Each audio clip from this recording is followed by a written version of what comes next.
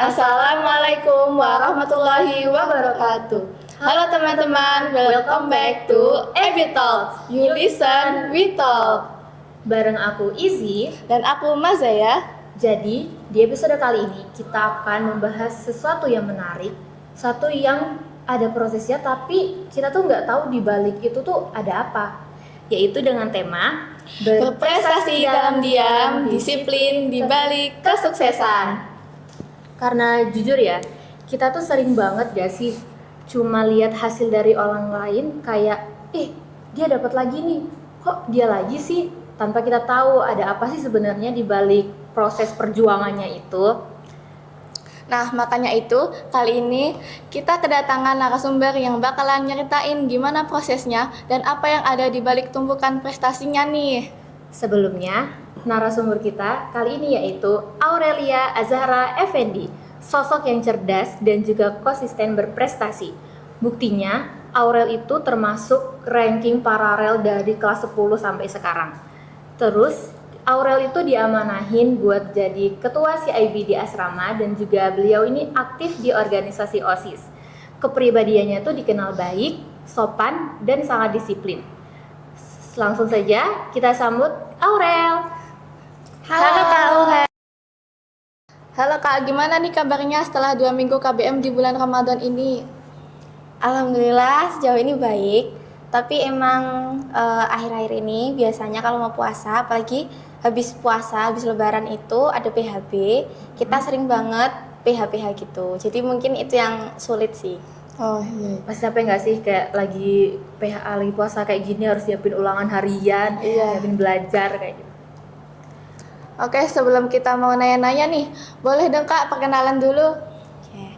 Sebelumnya nama aku Aurelia Azhar Effendi. Kalian bisa panggil aku Aurel. Nah, sebenarnya emang aku diamanain jadi ketua CIB dan tahun ini aku juga masuk ke Kadif OSIS gitu. Oh ya nih, kita langsung aja ya pertanyaannya. Kan orang-orang tuh ngelihat Aurel kayak, Aurel kok bisa ya selalu top 10, malah bukan top 10 lagi, maksudnya kayak ranking paralel terus dari kelas 10 sampai sekarang kelas 11 berapa? Kelas 11 F6. 11 F6. Tapi kan kita ini nggak tahu nih sebenarnya di balik perjuangan Aurel buat dapet ranking paralel tuh gimana? Boleh ceritain dong Aurel? Jadi karena SMP aku itu, dari SMP 1 Bantul, termasuknya SMP aku itu konsisten buat ngejar nilai. Jadi kayak kita tuh juga berprestasi gitulah. Tapi kalau pas SMP itu emang diri aku sendiri nggak terlalu berprestasi gitu, karena emang aku minimnya informasi gitu. Terus mungkin dari kebiasaan SMP yang selalu digembor tugas, kasih diharusin ini itu, jadi kebawa ke kelas 10. Apalagi perbedaannya tuh jauh banget antara SMA negeri sama SMA IT Abu Bakar ini. Nah itu sih yang bikin aku makin belajar di sini gitu. Itu kan berarti dulu Aurel SMP-nya negeri nih, sekarang kan lagi di IT. Iya. Sempet ada culture shock gitu nggak waktu di sini? Sebenarnya kalau dibilang ada, tapi lebih shock lagi karena aku mikirnya tuh SMA IT semuanya bakalan kayak ya pakai panjang-panjang semua gitu-gitu. Karena aku memang mencari lingkungan yang begitu. Nah, tapi adanya emang teman-teman tuh masih mungkin belum terlalu bisa mematuhi gitulah. Nah, makanya itu yang bikin aku shock gitu. Terus juga kan Kak Aurel banyak nih dikenal karena kakak disiplin juga ya. Nah, Kak Aurel tuh emang disiplin dari dulu atau kebentuk karena keadaan? Maksudnya karena emang dari kecil udah dibiasain buat disiplin atau gimana? Kalau itu dibentuk karena keadaan, bukan yang dari dulu. Karena orang tua aku bukan tipe yang terlalu mendisiplinkan anak untuk ini itu gitu. Nah, aku terbentuknya itu karena pokoknya aku selalu ngikutin peraturan di mana lingkungan itu berada. Jadi aku selalu adaptasi di suatu lingkungan gitu. Apalagi aku memang milihnya lingkungan yang kayak gini, SMA IT gitu. Jadi keputusan sendiri ya maksudnya ikut ke sini tuh? Iya betul. Terus nih kan tentang disiplin nih. Menurut kamu tuh disiplin tuh sebuah bakat atau memang harus dilatih sama orang itu? Harus dilatih. Karena kalau misal kita kayak nggak disiplin kayak misal kegoda sama kayak pengen ngikutin itu, tapi sebenarnya itu nggak boleh gitu loh. Misal dalam agama Islam nggak boleh. Nah itu apa ya? Jadi kayak harus berusaha istiqomah, harus berusaha kayak nanamin prinsip lah.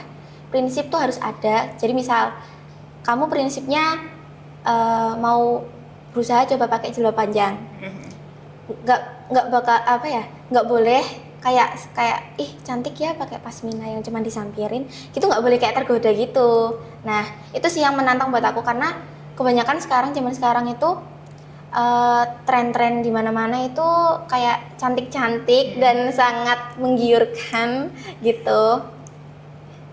Jadi itu emang harus dilatih ya kalau disiplin. Iya betul. Memang bukan dari lahir anaknya disiplin. Enggak. Terus nih Rel, kan ada tuh orang yang emang disiplin, tapi itu nggak lama karena dia mungkin faktor lingkungan. Jadi tuh dia mengurangi sifat disiplinnya dia. Jadi tuh menurut Aurel tuh berat nggak kalau soal istiqomah buat disiplin? Terus dulu tuh kira-kira Aurel pernah nggak kayak pengen punya niatan kayak aduh ngikut-ngikut temen deh, karena temen kayak gini aku juga kayak gini, temen kita aku juga kayak gitulah gitu. Ya, susah banget jaga istiqomah karena pasti di sekeliling kita itu kayak ngapain sih kayak gitu gitu. Banyak banget apa ya yang aku dengerin, maupun itu mereka ngomongin hal baik, hal buruk, itu beberapa orang tertentu itu gak suka, apalagi kayak misal mereka ngomongin tentang yang baik-baik itu kadang juga beberapa orang kurang nyaman. Nah dari situ apa ya, kita juga susah buat ngendaliin gitu loh, kadang kayak aduh ini gimana kok aku kayak gini gitu. Nah tapi kalau untuk aku pengen buat apa ya, udah nggak pegang prinsip gitu-gitu, itu jarang sekali terjadi sih, alhamdulillahnya setelah aku di sini. Kalau misal waktu mau ujian nih, Kak Aurel sebenarnya lagi nggak mood karena mungkin lagi kesel sama sesuatu lah. Itu kakak tetap paksa buat belajar atau nunggu sampai moodnya balik lagi? Kalau aku, karena kan apa ya, kalau misal besok beneran ujian, nggak boleh ditunda-tunda, maksudnya kayak harus paksa diri kamu gitu. Kecuali kalau emang masih 1 bulan berikut sebelumnya gitu, baru bisa kayak nanti dulu deh, istirahat dulu kalau emang capek gitu. Kalau emang bad mood gitu-gitu, redain dulu, kayak misal tidur, bisa kayak cari udara segar gitu-gitu bisa. Berarti tuh kita harus belajar dalam keadaan mood ya, Iya. biar pelajarannya masuk gitu. Iya betul. Kalau semisal nih bukan karena mood, tapi karena capek, kan karena capek ngelakuin sesuatu. Mana kan Aurel juga ikut, udah si IB nih, udah ketua si IB, Iya. udah anggota OSIS, bukan anggota, Kadif boarding OSIS. Itu kira-kira gimana? Pernah ke distract gitu kan? Kalau untuk organisasi sama akademik sih sebenarnya kalau digabungin susah sih jujur aja, apalagi kita yang boarding, dan itu waktu buat ada pegang laptop itu sangat sedikit. Jadi kalau misal kita dari jam 7 sampai jam 3 itu akademik di sekolah, itu kurang bisa untuk diselingi sama organisasi gitu. Kalaupun bisa, itu bakalan susah. Ya maksudnya aku tetap berusaha buat nyelingin, tapi karena kalau misal kan aku ada 2 nih, Kadif sama ketua. Iya itu tuh kayak nanti menjalarnya pasti semua aku ngomongin satu, pasti menjalarnya ke ini, nanti ke ini. Jadi kayak buka WA tuh lama banget gitu rasanya. Tuh. Terus pernah nggak Aurel mikir kayak kok orang lain pada santai sih, besok mau ujian, kayak aku kayak aduh aku effort banget belajar malam, bahkan dari sebelum jauh-jauh hari aku udah belajar, sedangkan teman-teman aku orang lain tuh kayak santai ya nanti aja dulu. Pernah rasa mikir kayak gitu nggak? Pernah banget, karena jujur aja aku itu memang orangnya tuh termasuk yang sangat pelupa. Jadi kalau emang aku nggak review ulang, apalagi besoknya udah mau ujian, itu bakalan nggak bisa aku terima lagi gitu loh. Jadi kayak aku harus paksa diri aku buat ayo masuk gitu. Tapi pernah nggak kayak pengen temennya lagi santai, aku juga santai aja kan juga yang lain juga lagi santai. mungkin santai gitu, terus kayak oh bentar lah gitu, kayak bentar gitu, terus habis itu udah lanjut lagi gitu. Terus kalau menurut Aurel kan seimbang nih, organisasi iya, akademi juga alhamdulillah paralel ya dari kelas 10. Itu menurut kamu kira-kira yang paling berat tuh mana? Akademik atau organisasi? Menurut aku sebenarnya semua berat, karena yang satu fokusin ke diri kita, yang satu lagi kayak ngeordinir semuanya. Kayak kamu tuh megang orang semuanya, yang satu pegang kendali diri kita, yang satu emang megang kendali dari kamu tanggung jawab buat satu organisasi gitu. Itu berat banget menurut aku. Itu kan beda tuh, Iya. tapi kira-kira susah yang mana? Aduh, kalau susah sih Atau memang setara? setara, karena semua tuh timingnya pasti ada bakalan beda gitu loh. Yang kayak misal lagi PHB, nggak mungkin yang organisasi ini kayak campur gitu loh, karena kan emang udah jadwalnya sendiri-sendiri, jadi nggak mungkin kayak yang terlalu apa ya, komen masih setara gitu lah. Tapi pernah nggak kayak kebentrok gitu, besok ujian, besok juga ada kegiatan ini nih, proker. Iya, pernah itu kayaknya pas apa ya, aku lupa, atau pas Laveskar kemarin. SIAB kan itu tuh masuknya salah satu proker yang besar karena dijalaninnya 2 hari dan itu kita full kegiatan. Dan itu kayaknya besoknya itu langsung ada ujian gitu, PHB atau enggak ya? Terus gimana cara bagi waktu belajar sama itu? Bagi waktu belajar. Sebenarnya tergantung aku ketugasannya apa sih. Pas itu kan aku masih kayak bendahara. Ya, kalau misal aku kebendaharaan itu cuman bikin RAB, LPJ gitu doang. Nah, jadi masih bisa kayak LPJ kan, RAB kan ada waktunya sendiri, tenggatnya ini. Jadi kayak aku bisa nyesuaiin jadwalku sama waktu belajar gitu. Buat kakak pribadi, definisi sukses itu apa sih? Apakah waktu orang lain tuh mengakui atas pencapaian kamu?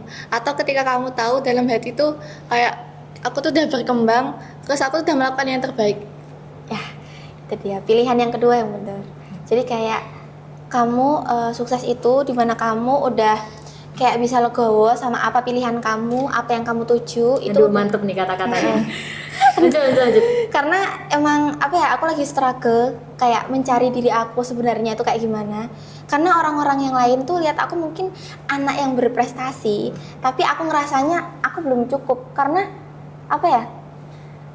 Ini nggak cukup buat aku cari kuliah, ini nggak cukup buat aku kayak gini gitu itu loh. Teman-teman lihat nih, maksudnya Aurel tuh ranking paralel tuh kan kita nggak tahu di baliknya itu, kita nganggap kayak wah udah perfect tuh Aurel, udah ranking, udah organisasi, buktinya dia sendiri pun masih ngerasa belum cukup buat dirinya sendiri. Iya betul, karena yang paling berat itu apa ya, nerima omongan dari orang lain sih. Aku masih kayak susah gitu nerimanya, walaupun endingnya kita bakalan sama diri kita sendiri sih gitu. Omongan orang lain tuh maksudnya kayak gimana? Kayak apa ya, kayak mereka tuh udah ada ekspektasi tinggi sama kita, jadi kita kayak aduh, ini kalau misal aku nggak ngejar, nanti orang lain ngomong aku gimana. Tapi sebenarnya itu nggak usah jadi masalah sih teman-teman semuanya, karena kalau misal kita mikirin apa kata orang, itu nggak bakalan ada habisnya, dan jadinya kita malah misalnya kita nurutin apa kata orang, orang berekspektasi lebih sama kita, terus kita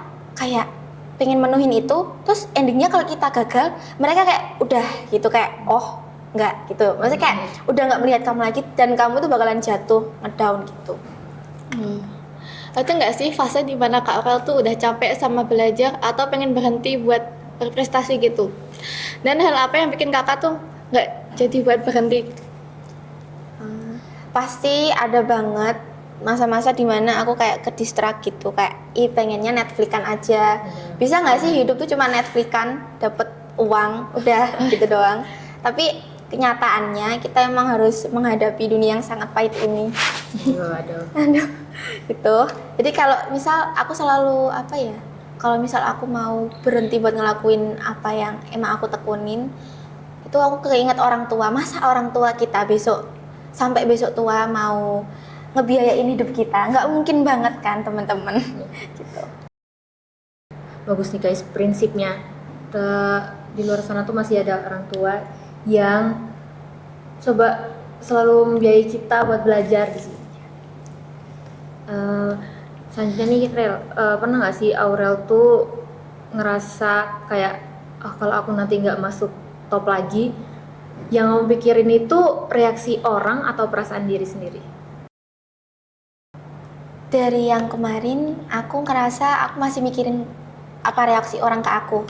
Tapi untuk yang sekarang aku berusaha buat apa ya, kayak diri aku sendiri gitu. Jadi aku lebih mikirin diri aku sendiri dan berusaha lebih baik lagi. Tapi aku emang nggak ngelihat ranking sih sebenarnya, lebih ngelihat rata-rata aja karena itu yang ngaruh. Kak Aurel, berhubung udah selesai nih pertanyaannya, bisa dong kasih pesan buat teman-teman yang lagi berjuang biar bisa berprestasi dan disiplin dalam proses belajarnya. Oke, teman-teman semuanya tetap semangat buat terus tekunin apa yang kalian tekuni sekarang. Cari jati diri kalian dan ingat selalu kata orang tua, restu orang tua itu nomor 1. Itu yang bikin kalian tuh nanti ya semua bakal kekabul itu karena restu orang tua nomor 1 dan jangan lupa berdoa. Tuh. Ya karena kan ridho orang tua tuh ridho Allah juga ya. Iya betul. Dari obrolan kita tadi, kita bisa belajar kalau kesuksesan itu nggak selalu harus ditunjukkan ke semua orang. Banyak orang yang justru berproses dalam diam, fokus memperbaiki diri, dan tetap disiplin menjalani apa yang mereka kerjakan setiap hari. Berprestasi dalam diam tuh bukan berarti kita tuh nggak ngelakuin apa-apa. Justru di balik itu tuh ada usaha, ada kerja keras, dan konsistensi yang mungkin nggak semua orang tuh lihat. Semoga setelah teman-teman semua dengar podcast kali ini, kita bisa jadi lebih menghargai diri sendiri, menghargai proses kita sendiri tanpa membandingkan dengan orang lain. Terima kasih sudah mendengarkan podcast kali ini. Sampai ketemu lagi di episode berikutnya. Wassalamualaikum warahmatullahi wabarakatuh.